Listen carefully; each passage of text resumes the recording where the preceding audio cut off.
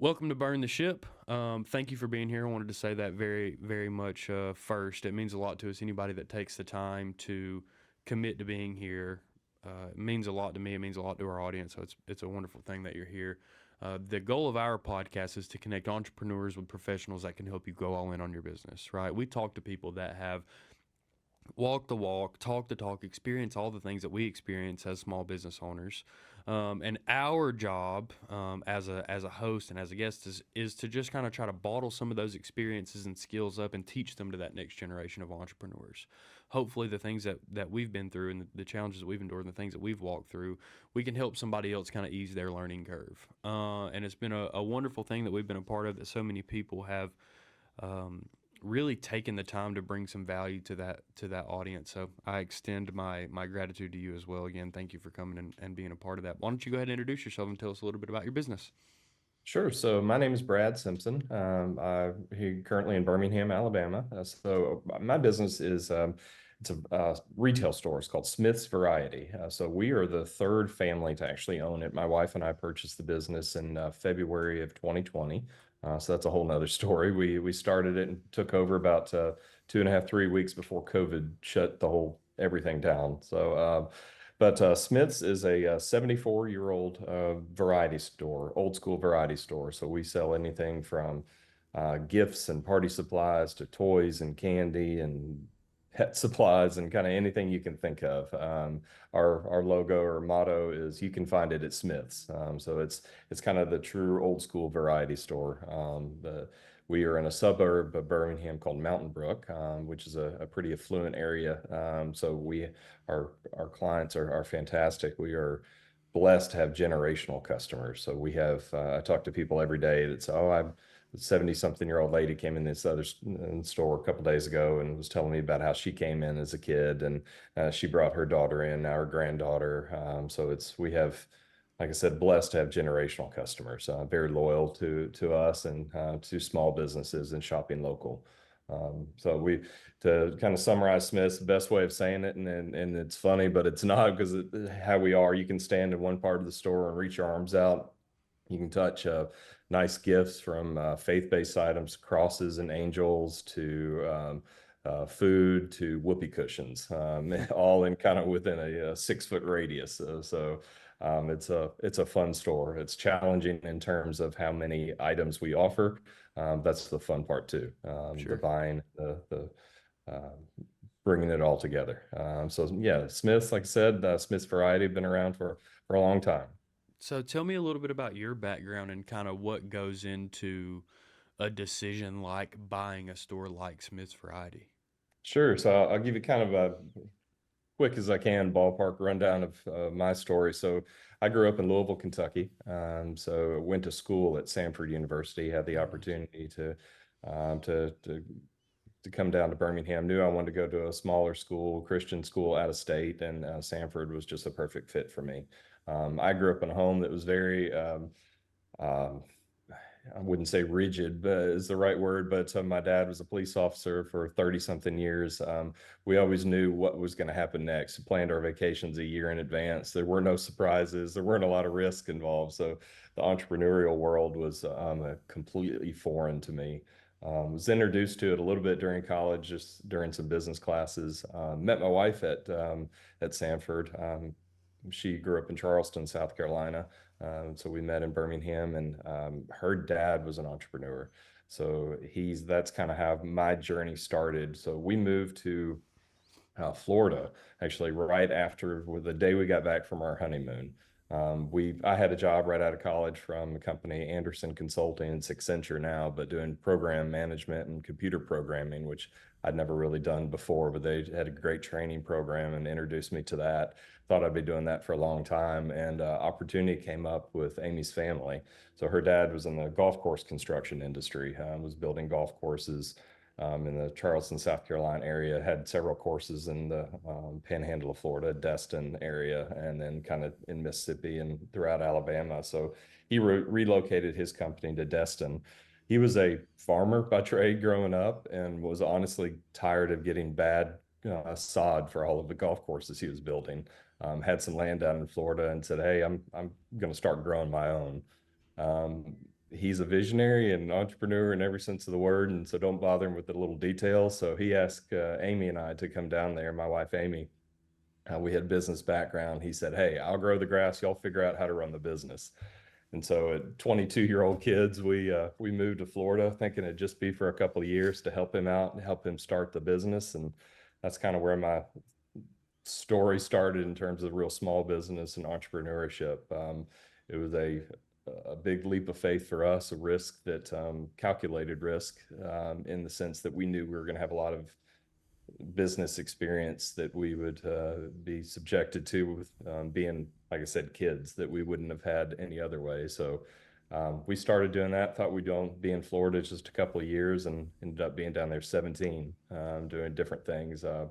I was, we built up the sod farm. We had about 1,500 acres of grass we were growing, sold that Wow. company. I transitioned over to his construction company doing golf courses and athletic common fields and general site work and underground utilities for quite a few years. He decided to retire, and we did several things along the way. Started and operated several businesses, anything from sand mining operation to a truck and equipment dealership to developing a renewable energies company to land development and remediation, wetland remediation. So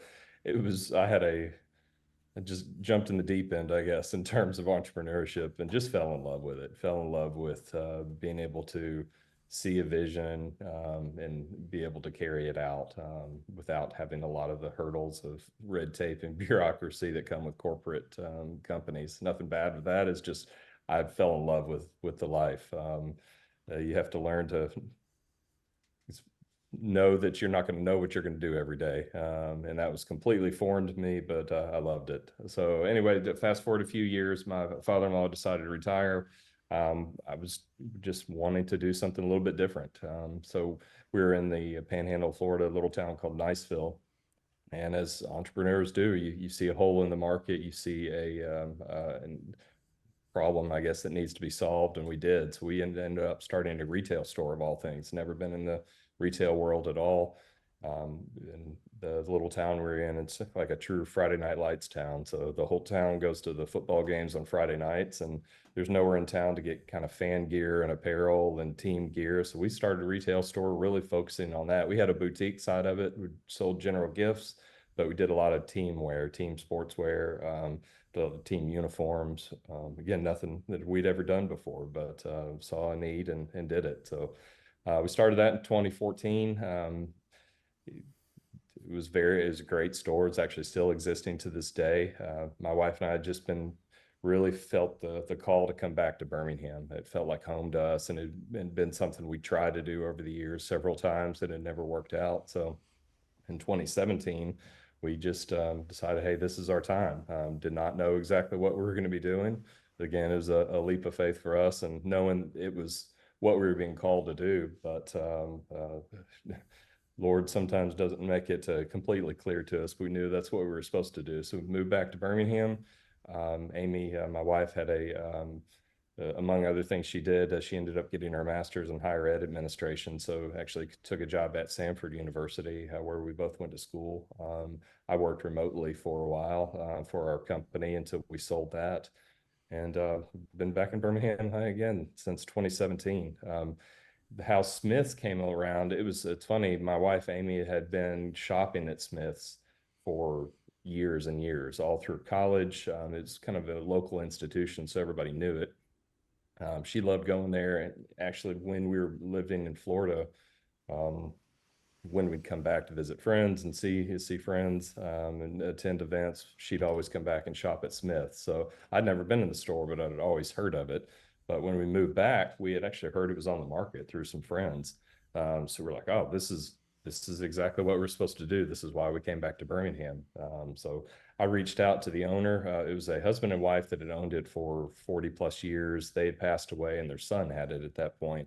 He had another business in town, so he had Smith's for kept it for sentimental reasons, but it wasn't his top priority. Obviously, he was growing a business, a medical business on this that he was doing very well at it. So he had made the decision, okay, it's time to sell. So I reached out to him, was never able to contact him.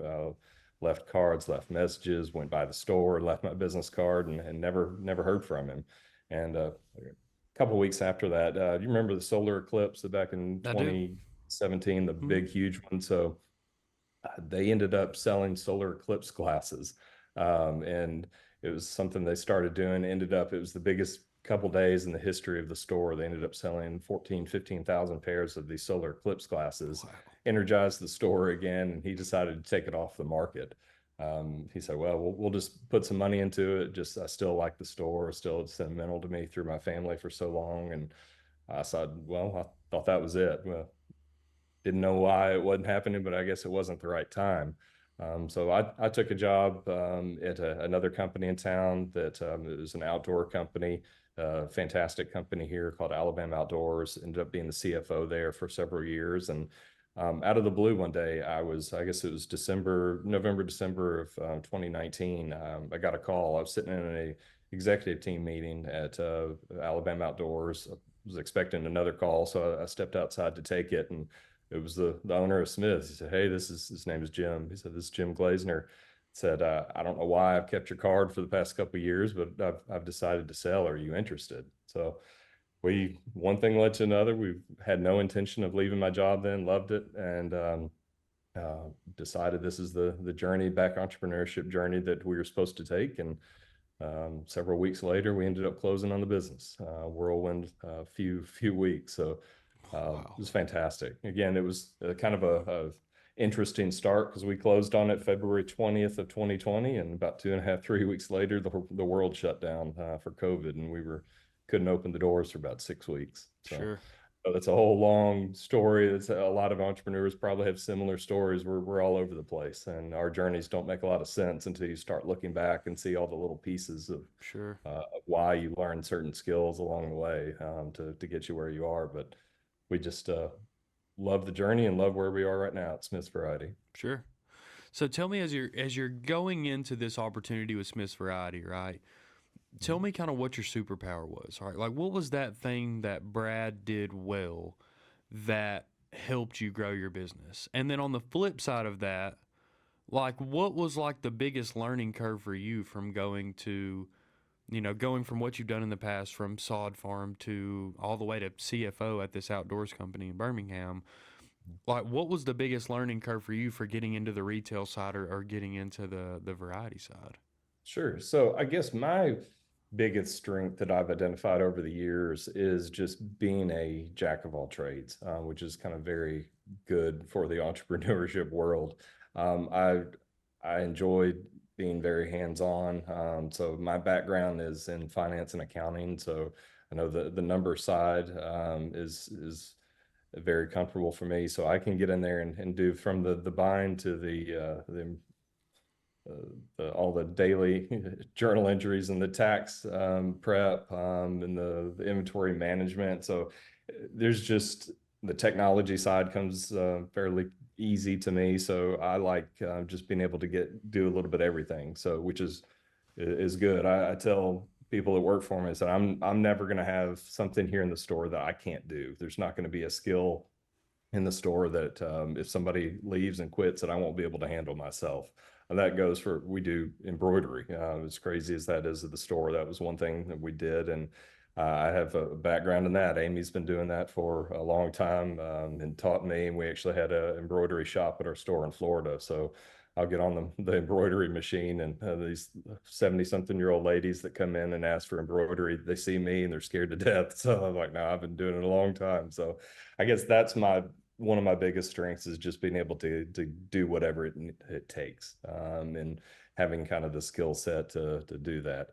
On the flip side of that, because I enjoy doing so many things, I can kind of get lost in the weeds sometimes, and that's what a mentor to me, and actually the CEO of Alabama Outdoors, where I was, who's a good friend of mine, sat me down one day and said, "Hey, your problem is you get in the weeds."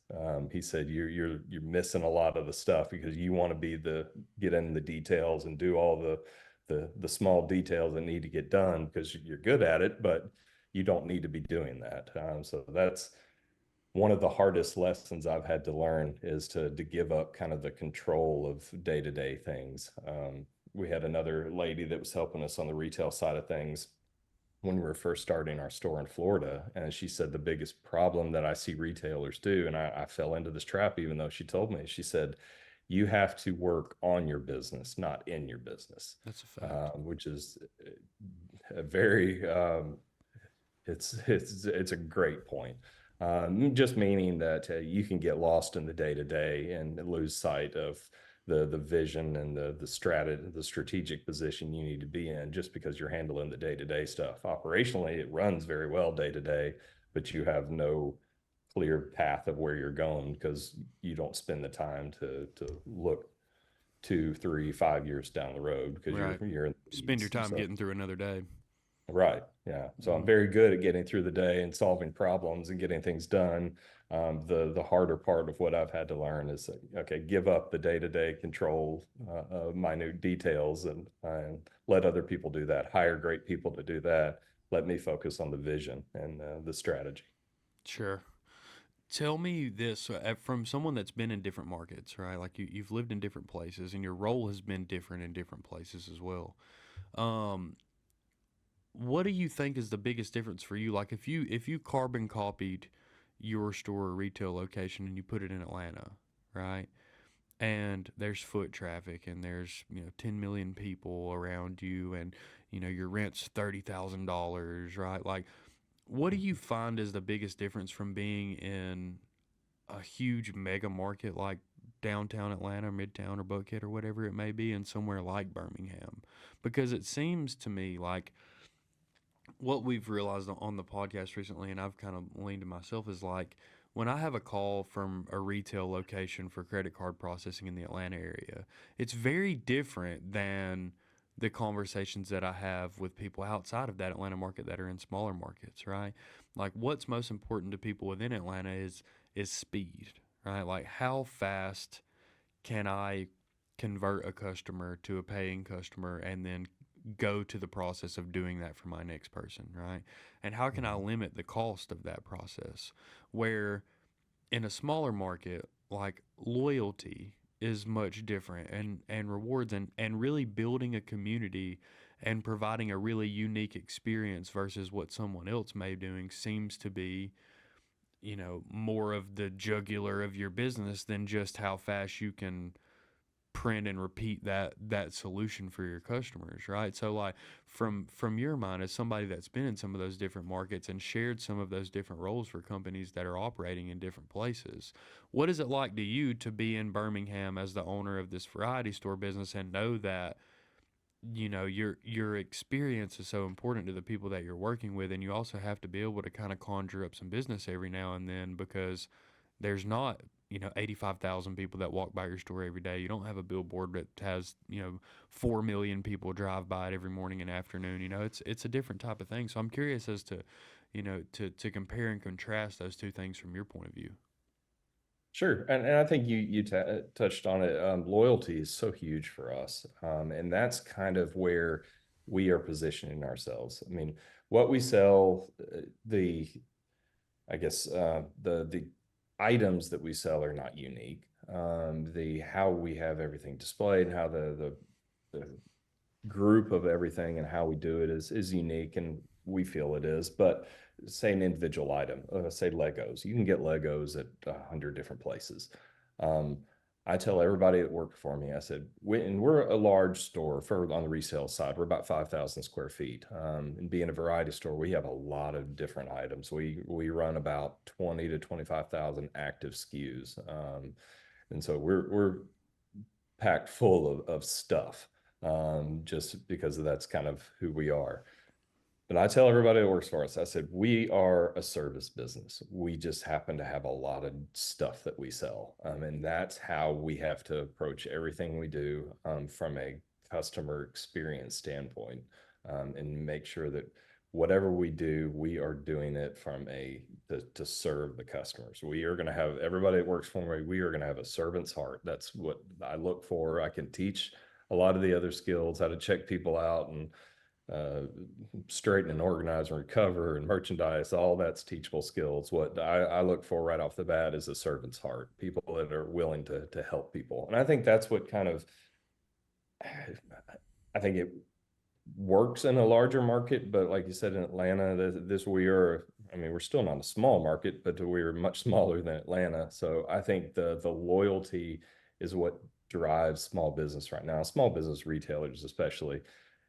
You know what you want, you're going to go online and buy it. If you don't know what you want, you're going to come in and expect an experience.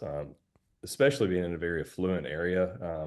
We're not a dollar store. We can't act like a dollar store. We can't do things that a dollar store does. We have higher expectations. Our customers have higher expectations of us.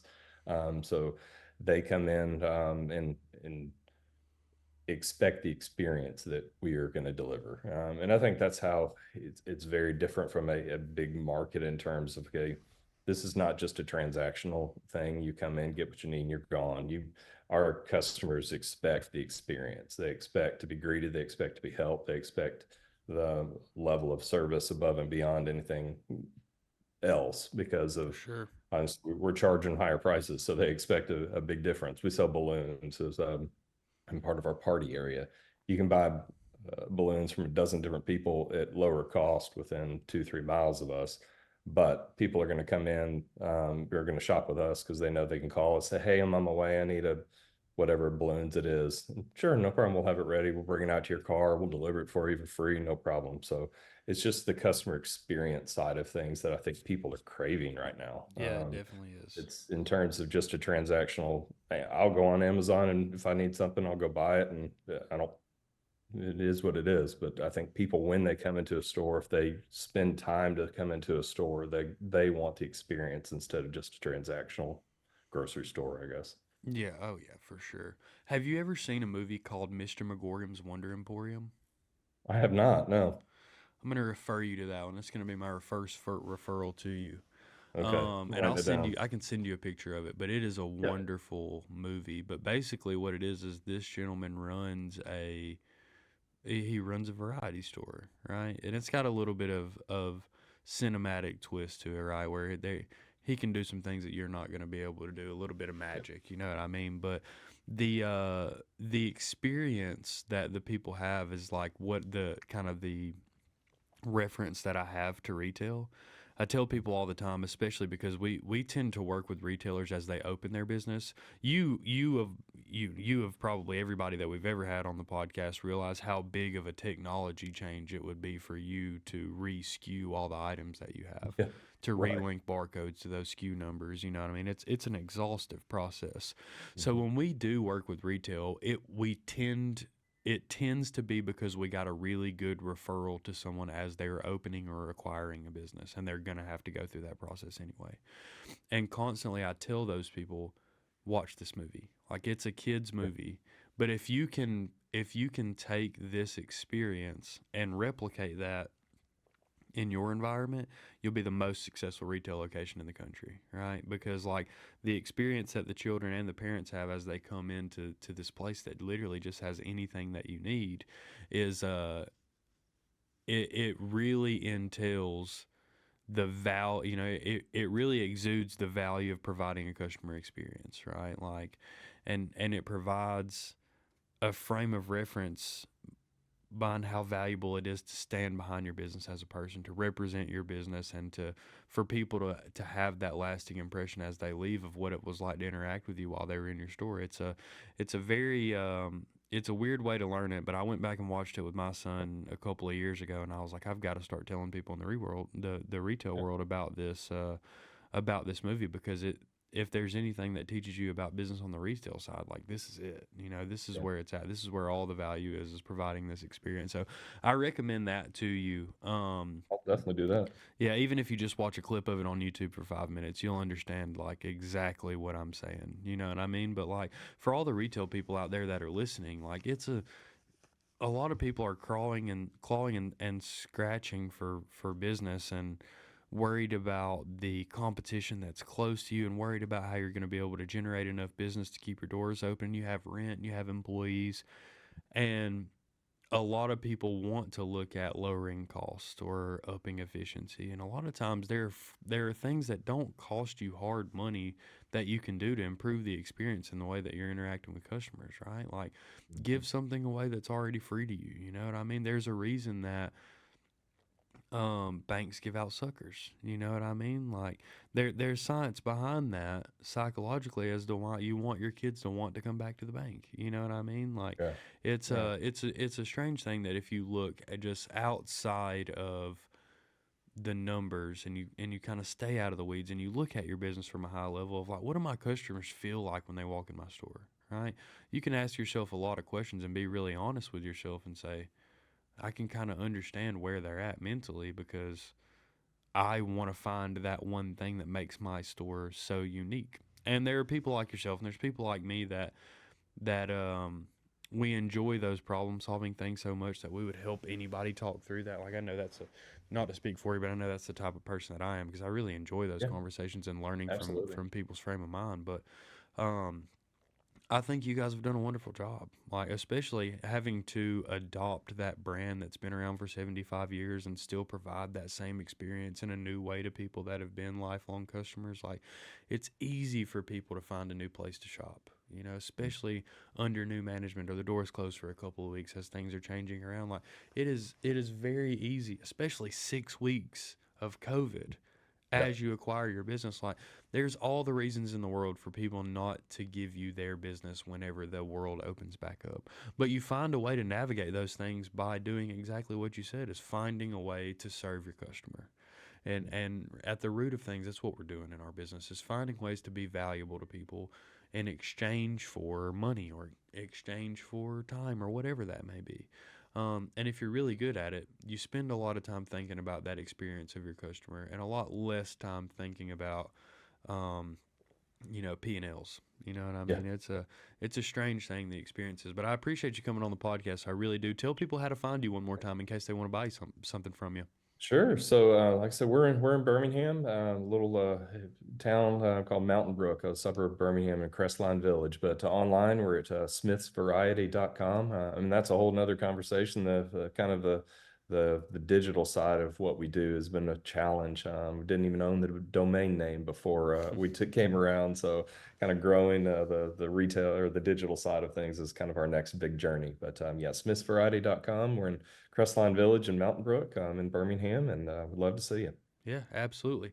And now, the way that we always end the podcast, right, is we want to know, like, I feel like every entrepreneur has that light switch moment where it's like, and it's inspired by a different thing. It may be when you get your logo back. It may be when you get your first customer. It may be when you acquire your business, right?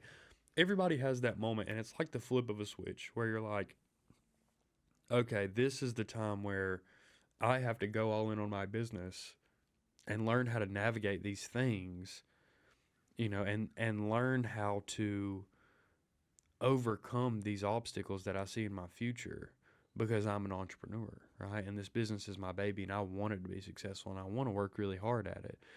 And we equate that to burning the ship, right? To going all in on your business, and committing to experiencing those things. And my question to you is, as someone that acquired a business and then went through, the biggest small business upheaval of our, probably of our generation, what would you say to those people that are kind of kicking the can down the road, or trying to figure out when the best time is to jump all in on their business? The people that want to experience the same thing as you, as far as making their own schedule and deciding how they're going to interact with their customer and deciding what their brand is going to be. What does it feel like to go all in on your business, and why should they seek out that same experience? Sure. Well, I can say this. It's tough to just dip your toes into a business, a small business. If you're wanting to start a business, you can't just kind of dip your toes into it. You got to go all in. And you've got to take the calculated risk of doing it. But you have to know what you're doing beforehand. You have to make sure that you're doing your homework, and you can't just say, "Oh, this is a fun little hobby." Anybody that's in the retail world knows you don't get in the retail world to get rich. I mean, this is a choice we make because we just love doing it. We love helping people, and we love serving. I guess I would say I'm just trying, that's a great question in terms of how to, what to do. But I think that's the kind of the biggest thing I keep going back to is you gotta jump feet first into it. You can't go halfway and say, "Oh, let's try this on the side for a couple of weeks and kind of see how it goes and wait till I make some money before I go all in." It's not going to work. You have to have the passion to be able to do it. After you've done your due diligence, after you've decided, okay, this is the right thing for my family at this point to take this calculated risk, you got to go all in. You have to understand that you're going to be working a 70, 80 hour weeks at times to make it happen. But you also have to understand that that's the life that you've chosen and the what you have given up in terms of kind of that flexibility and free flexibility is great, but the freedom of being able to turn it off at 5 o'clock every day and go home and not think about it anymore, would you give that up? But the benefits are just phenomenal in terms of the flexibility of being able to make your schedule a little bit, but also make decisions and see the fruits of those decisions, how they turn out, and let's try this and see how it works out. I think there's nothing better in a business world than seeing an idea that you have come to fruition and be successful and be able to pivot that quickly and do it. But you have to understand what you're getting into, and you got to understand that this is not a small thing that you're jumping into. You gotta just do it. And I think burn the ships is a great analogy, because if you decide to do it, then you got to go all in, and that's it. Yeah. But the what you're able to do, the benefits of it, it's not for everybody, but man, it's such a fantastic journey. The adventure of it is phenomenal. You trust yourself, trust your instincts, and never stop learning. That's if you think you've got all the answers, even if you've been doing this 50 years and you think you've got it, then you're gonna fail. You got to continue to learn and reach out to people and make acquaintances and learn how other people doing things and read and whatever it takes. But as soon as you think you got it figured out, you're going the wrong way. I can tell you that. So never stop learning. Absolutely. Yeah, it's a constant process, and there's people here to help you. You know what I mean? We're here to help you. You know, we offer our assistance and whatever knowledge we may have, especially from years and years of trying to understand financial data from businesses. I want to help people be successful. Like the success of small business is directly correlated with the success of our business. You know what I mean? So I want to help people. If you're in that journey, you're stuck, you have questions, there's something you can't figure out. It's amazing to me some of the things that people let impede their progress in business. You know, don't agonize over your logo. You know what I mean? Don't agonize over having a website. Go and find a customer, go and find a product, find something that you love to do, and find a group of people that you feel like you can render that service before, and let's figure out how to attack it together. So if there's any benefit that I can be to to that same journey, or if you want to be a guest on Burn the Ship, we'd love to have you and shine some spotlight on your business. But Brad, I appreciate you coming and joining us and really painting that picture for us. We make it to Thank Birmingham a you. few times a year. Actually, we have some friends out there, some people in the technology space. Okay. So yeah, I'll be sure to reach out to you next time we're out there. We'll invite you to some of the stuff that we do, and I hope to to come shop at your store and maybe film some video there too, and do something cool. So That's great. We'd love to have you. cool. Well, I appreciate it, my friend. Burn the ship. All right. Thank you. Yeah, thanks.